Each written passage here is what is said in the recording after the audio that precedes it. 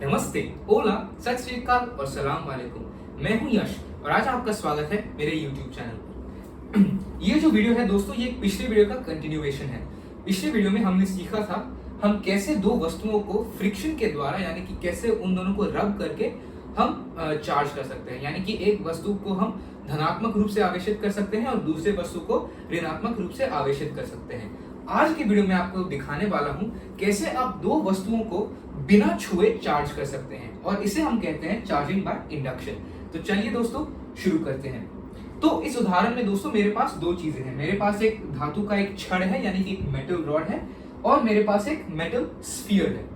और ये metal sphere जो है दोस्तों, ये एक इंसुलेटिंग मटेरियल के ऊपर रखा हुआ है और और ये पूरा जो सेटअप है ये धरती के ऊपर रेस्ट कर रहा है दोस्तों। तो ये इसका जो स्टैंड है, इस धातु के गोले का जो स्टैंड है वो एक विसंवाहक मटेरियल यानी कि इंसुलेटिंग मटेरियल से बना होना चाहिए।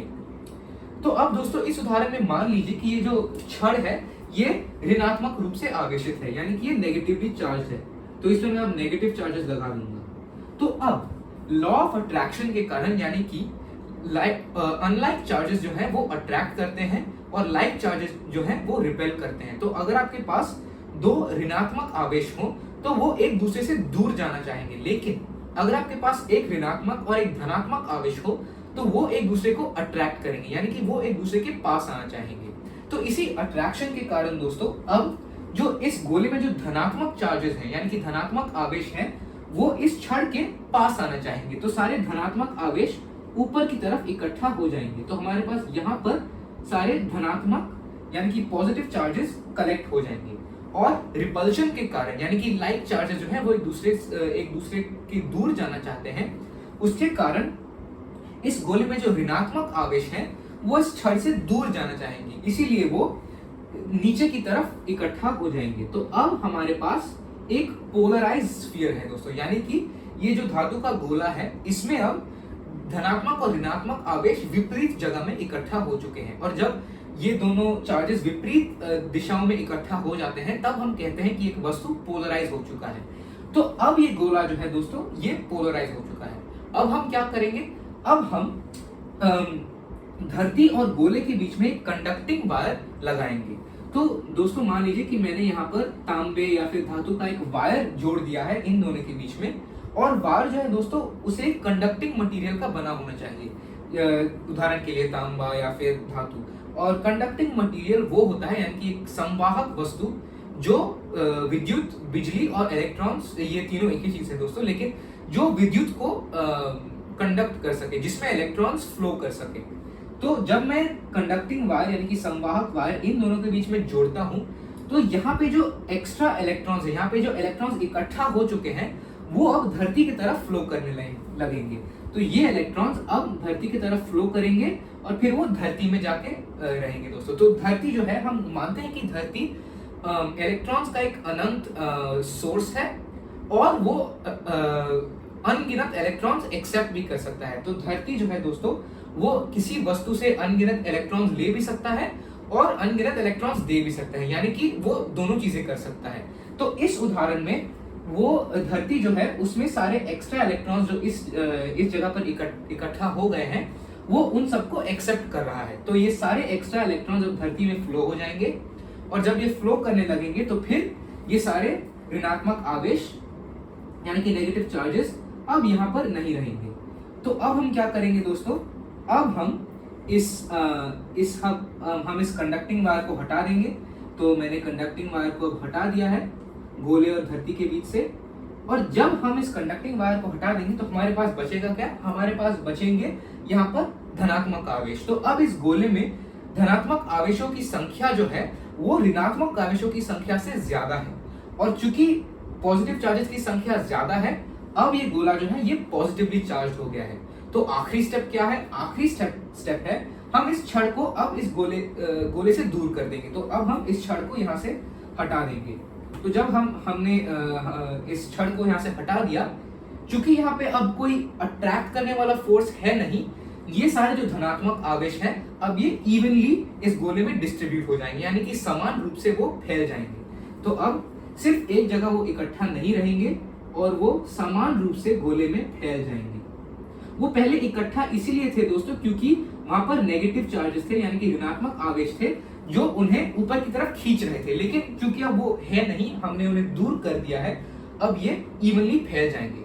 और इसी के साथ आप देख सकते हैं दोस्तों कैसे इंडक्शन के द्वारा हम एक वस्तु को बिना छुए चार्ज कर सकते हैं। और एक चीज ध्यान में रखिएगा दोस्तों, अगर आपका छड़ है वो ऋणात्मक रूप से आवेशित है तो आपका गोला जो होगा वो अंत में धनात्मक रूप से आवेशित होगा। और वैसे ही ऑपोजिट दोस्तों, अगर आपका छड़ जो है वो धनात्मक रूप से आवेशित है यानी कि पॉजिटिवली चार्ज है, तो आपका गोला जो है वो ऋणात्मक रूप से आवेशित होगा। तो दोनों जो वस्तुएं हैं दोस्तों वो हमेशा ऑपोजिटली चार्ज, अंत में ऑपोजिटली चार्ज होंगे। अगर आपके पास पॉजिटिव रॉड है तो नेगेटिव स्फीयर होगा, और नेगेटिव रॉड है तो फिर पॉजिटिव स्फीयर होगा।